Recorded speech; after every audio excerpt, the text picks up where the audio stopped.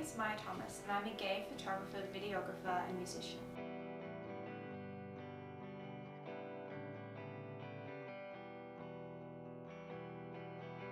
You've burned yourself out, now you've come here to cool down.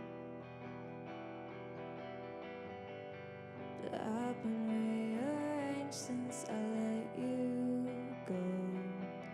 It's not my job to hold you together. My current work is a collection of video snapshots that explore queerness in the home in a direct contrast to 19th century artistic interpretations of romantic love, desire and familiarity.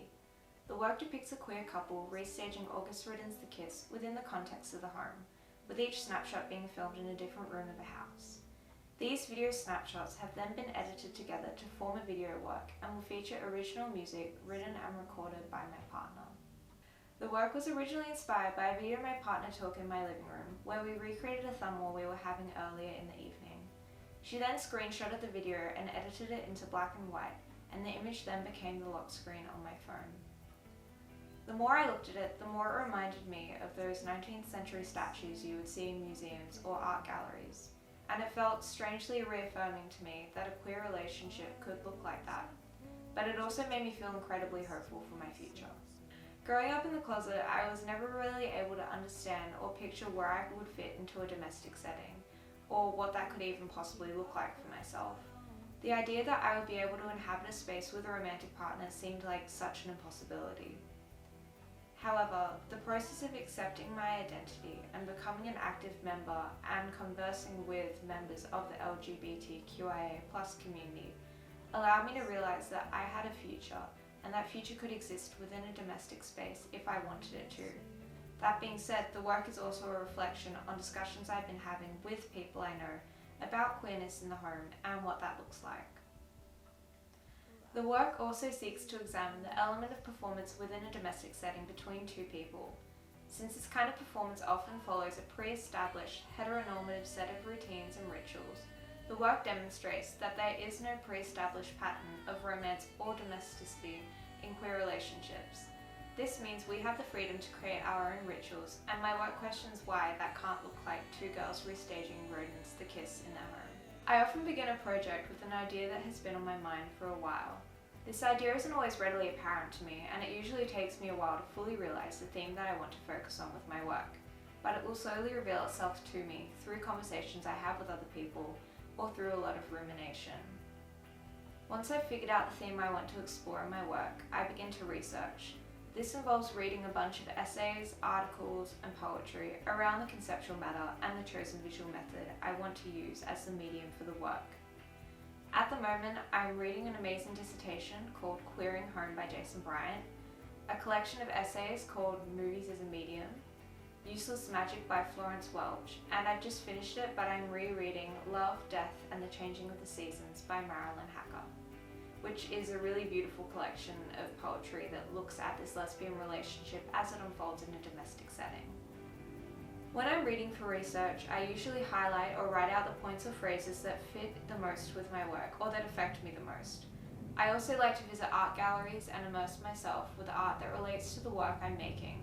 This helps me to refine my idea, but also see how my work would fit within a larger context. The way I resolve problems in my work is very dependent on the type of problem I'm facing. Even though I'm primarily a video artist and a musician, I find that any technical issues I may encounter during the recording, editing, or mixing processes can usually be solved with stepping away and clearing my head for a little while, before turning to Google or manuals to try and resolve the problem. I find that most of the issues I encounter during the making of a work are usually conceptually based. This is because a lot of my work is extremely personal, and it can sometimes become difficult to separate my experiences from the research I'm conducting. I think also because a lot of my work and experiences touch on things that exist within a political sphere, it means that my concepts have to be airtight.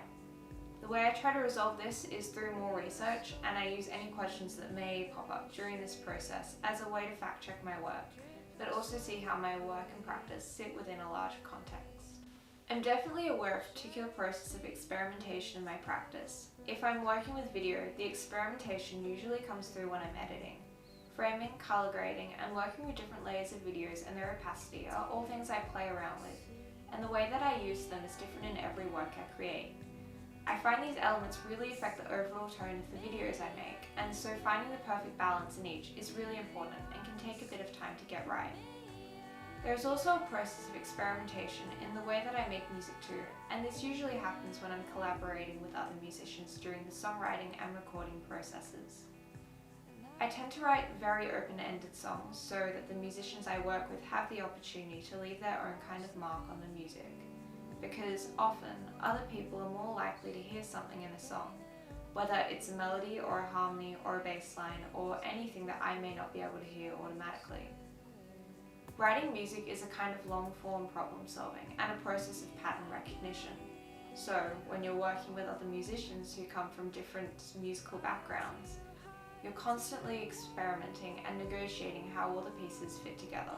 I work from my bedroom mostly. If I'm editing, researching, reading, or composing, I'm probably sitting at my desk, either listening to the same song on repeat or playing the same section of music I'm trying to write on repeat.